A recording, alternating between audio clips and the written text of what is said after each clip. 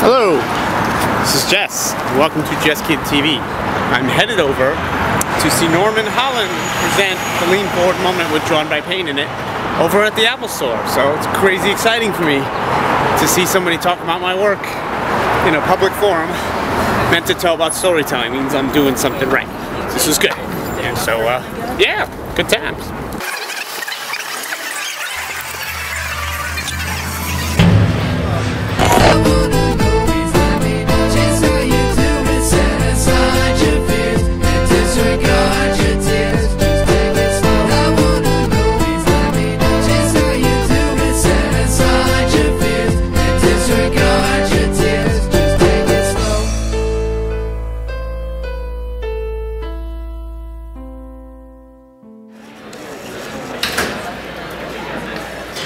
Norman is an associate professor and heads up the editing track at the School of Cinematic Arts at the University of Southern California.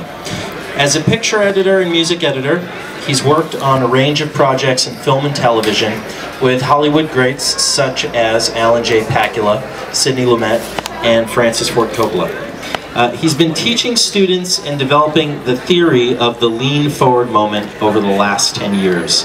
What we're going to talk about today is the way of looking at story, breaking down a script, whether the script is something that's a documentary, whether it's a narrative, whether it's a comedy, whether it's a commercial, whether it's a web video. You can take a look at what you want your project to be and begin to start to think about how to break that down in effective filmmaking. So because we've got something that has changed from one part of the line to the other, the eye is going to immediately go to the thing that is changed from the surrounding material. Okay, so now we're going to take the leap and go to the mind's eye. Now we're working really super low budget. Okay, how many of you work really super low budget besides you, Jesse?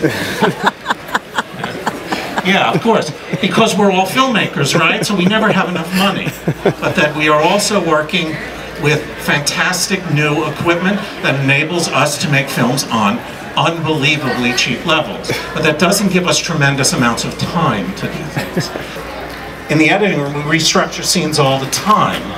So this rule of threes is incredibly potent because what it does is it enables us to begin to manipulate stuff on screen in order to have the audience feel a certain way. So listen, I'm going to show you an example from a film first, and then we'll talk about that.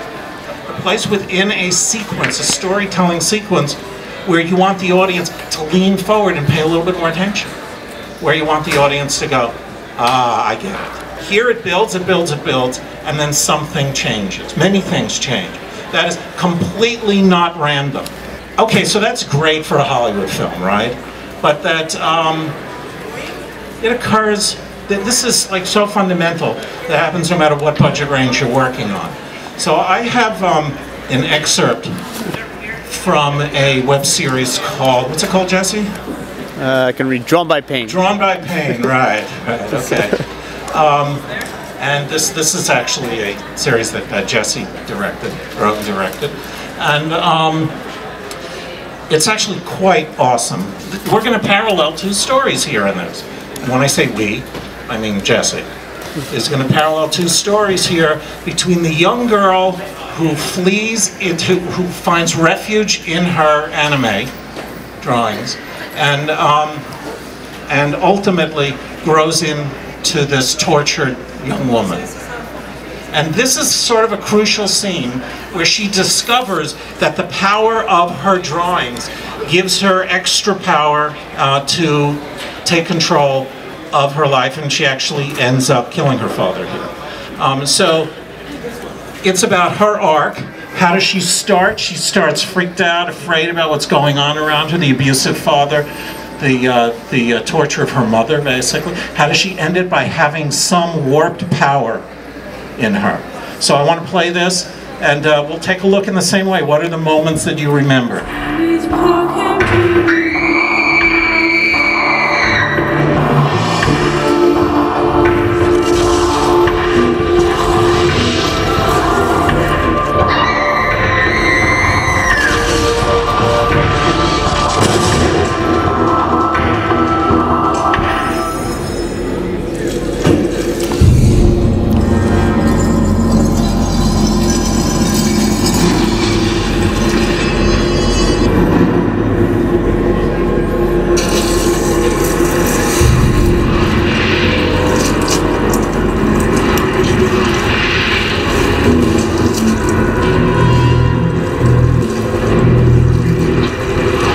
Okay, so here's the questions that I would ask before I would put together a scene like that, before you direct it, before you'd even write it, is what happens in the scene? What's the scene about? It's about her getting the power, right? It's about her realizing she has the power to affect her life. This comes in the very first episode of the series, so this sets up everything. How does she end? She's got that power. So where in the scene do you begin to, there may be a couple of places, where in the scene do you feel she grabs a hold of that power, that she realized she got it and she grabs a hold? Okay, when the anime, when the drawings first began to take over the screen, right? So something changed there.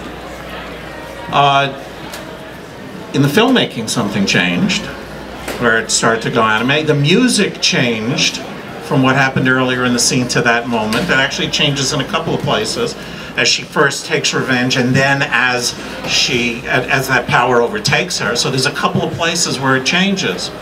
And it's my guess, I didn't make this, but that it's my guess that those were consciously plotted places, whether they were conscious initially or evolved in the editing room, or both. The answer to how you affect an audience so that everybody feels something is going on at the moment where you're delivering that message comes from understanding the script and then changing something. All right, thank you very much.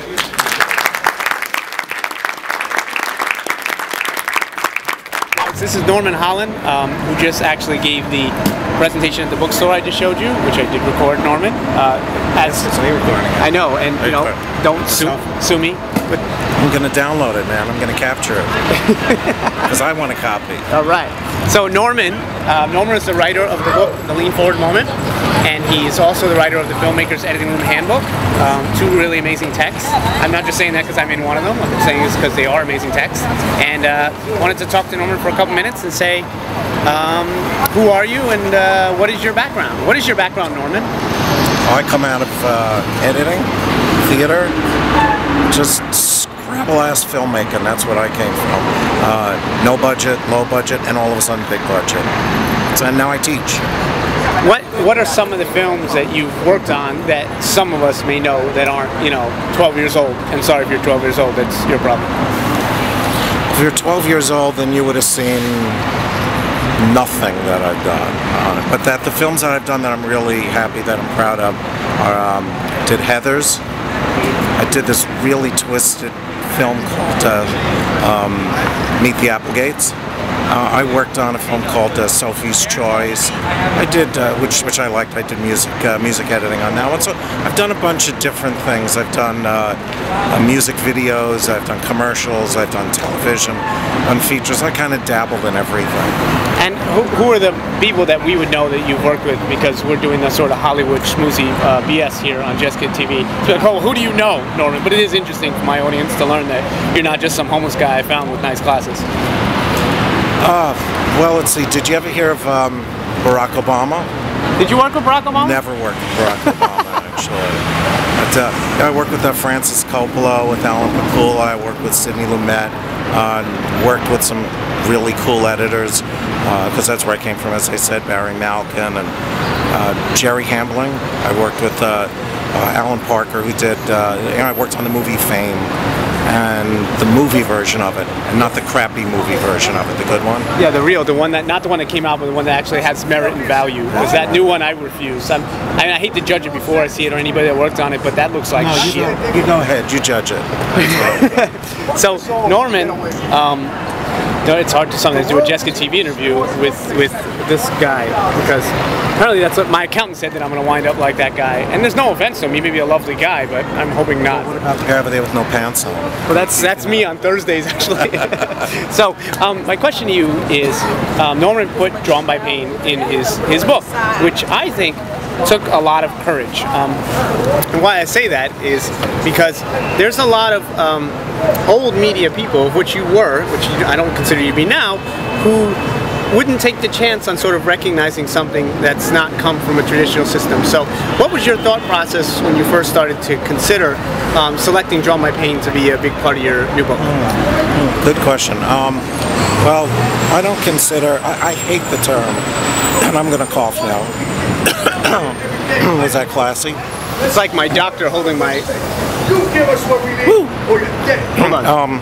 So, did you get him? I did. All right. He was gonna hit you with a knife, and then I was like, no, don't kill Norman. He's telling why I'm awesome. Wait, he's not really saying in the that. middle of the interview. No way. Yeah. So I don't consider. I hate the term new media. Hate the term old media, because at this point I've worked in so many different kinds of media that for me differentiating old and new is kind of bullshit. But that when I was writing this book, which is about how to tell stories, no matter what you're doing, whether you're an editor or a cinematographer or writer or producer or doing sound or doing music, whether you're doing all of them, one of them, combination of them, how do you help shape stories? How do you do it? And because I've worked on so many different types of media, it just seemed natural to me that, hey, I watch stuff all the time that's online. So I started trolling around for stuff that looked interesting, stumbled on Drawn by Pain, and didn't even know you'd gone to USC. I teach at USC, so there's no connection there other than this we're Trojans kind of thing, right? So I just wrote you and said, hey, I really like how this is shaped. I really like how it works within a non-traditional and a traditional form, because I think, frankly, shaping stories goes back a billion years, so there's a lot of tradition there. So that's how I connected with it, the idea that there was a story that grew, that there were moments that were super, super affecting, and it worked on a gut level for me, so that's how I found it. That's how I found you. Do you feel like, in my case, obviously I shot for very little budget, but hopefully a lot of heart. I'm not asking you to compare me to these other guys, because every filmmaker is quite different. But like, do you feel like that when you have a lesser budget, that you can still be effective as a storyteller and say maybe the same way as a Francis Coppola, who's a great filmmaker? I don't see any difference in budgets, except that you're still responsible to affect an audience. What I always like to say is our job as filmmakers is to manipulate an audience. I'm not afraid of that term. I think that's exactly what we do, is we have something that we want our audience to respond to feel good about, to feel good or bad about. So it doesn't matter whether you're working on a big budget, medium budget, low budget, or no budget. You still want to affect an audience. So that's what the story's all about. How you get there? Yeah, if you have more money, it maybe gets easier. Though I've worked on enough big budget films where it didn't seem any easier. It's still super important that you always go back to story. So it doesn't matter what you're working in. By the way, it doesn't matter whether you're working in music videos, commercials, long form feature stuff, webisodes, TV, doesn't matter at all. It still goes back to story. I agree with you completely, and I feel like I met an actor the other day who I was working with and talking to, and I said, hey look, you're a talented guy. Just recognize that there's no difference between you as an actor in my apartment doing lines and an actor who's doing them for $10 million a film. If you have talent. Talent is talent. Level of success never dictates talent in my eyes. Talent is just talent. It's skill and some natural born ability and thought that goes into it. How do you feel about that? Yeah, well, I think that's exactly right, because I think you're very talented and I want to blow smoke up your butt. That's why. I've enjoyed that in the non-kinkiest way possible, actually. No, I completely agree with that. I think that for those of us who are good at what we do, we all kind of are somehow surprised we get paid for it when we do, because it's something that feels unnaturally natural to us. In other words, I read this fantastic interview with Coppola years ago where he said, someday, I have this fear, I wake up every day feeling someday they're going to find me out. Like it's too easy. I love that. And in Heart of Darkness is an interview with Coppola. It's a documentary about making of Apocalypse Now. And it always affected me when I saw this, because there was a moment in it where this guy is like, oh my God, my film's going to hell, everything's shit, like my life is over. And I'm like, well, I feel that way. And so that's why I do that on my show sometimes. And some people, you know, may or may not like it, but it's just being real about being somebody that's putting themselves on the line, you know? Well, the advantage of low budget media, no budget media, is you're not as beholden to people who are freaked out that you don't know what you're doing. So your freak out can be yourself. You can be honest about it. I know that on lots of movies where, hey, if there's an $80 million budget, you cannot afford to admit that I'm not sure. Some of the best filmmakers are the ones who go, I don't know how to get there. What do you think, Norm? Yeah, right. It's the process of getting there sometimes that is the discovery of amazing. So much more interesting to discover a process, to get there and then have all the answers. Listen, I come from editing, and that whole aspect of editing is about finding the end product rather than knowing what it is and just cutting to get there. People who come in with storyboards that say, and at this point I'm going to cut to this shot and this shot and this shot, they never hold up. Either as people they don't hold up, or that cut doesn't hold up. It just doesn't work that way. Yeah, I think that, like, for me, there is planning, and I'm not saying for anybody out there, don't plan. You have to plan. You have to have, like, because, you know, people are going to show up and work. But you have flexibility. Yeah, exactly. You have to be You have to realize what this is about is organizing my thoughts. Right. That I know what I want, and this is what I talk about in the book, The Lean Forward Moment, that unless you have a concept initially for what you want the audience to feel, then you'll go adrift. But it doesn't mean that you have to know precisely the steps to get the audience to feel that, because then you lose yourself in those details as opposed to the overall story. Oh, and then what happens when you lose your light and you can't get the things that you want? Well, you figure out another way of doing it if you know what it is you want the end product to feel like, as opposed to precisely look like. Obviously, Norman's a very smart guy. I'll ask him a point-blank question. Is Jeskid going to make it to the top or crash and burn at the bottom? Okay, I'm going to look at my crystal ball over here. Yeah. I think Jeskid has a better than average chance of making it. No, of course you're going to make it because you got, like, the passion for it, got a good head on your shoulders, and on top of that, you're not so convinced that what's in your head at any given moment's the only way. So yeah, I think that's like guaranteed recipe. So I'll take out some stock in you tomorrow. AKA he's going to buy me lunch and own half my next movie. Right. Yeah, well, yeah, we are going for the $2 lunch. Then, yeah, we right? are. Hot dogs and soda. Real quick, last question. Where do you see this whole thing going with the web, in your opinion, with video that's being communicated to people in mass online? You didn't just ask if the web has a future, did you? No, it's screwed, actually. It's over. This is the end of the web. I am the end of the internet, apparently. Yeah, frankly, I think that... And it's in 20 seconds or less because my camera's going to cut you off. Okay, so if you think that the only avenues for your success are on big screen or a TV screen, then you are already screwed today. Because there's so many different ways of getting your message out, so many different places, and I think the web is one of the more exciting places to do it. And we'll figure out the details later. Norman Holland, author of The Lean Forward Moment, and editor, successful editor, and amazing guy. And my pleasure to sit down with him, and thank you for your time, Mr. Norman Holland. Thanks, man. It was great. So, just want to give a big thanks to Norman Holland for giving me his time.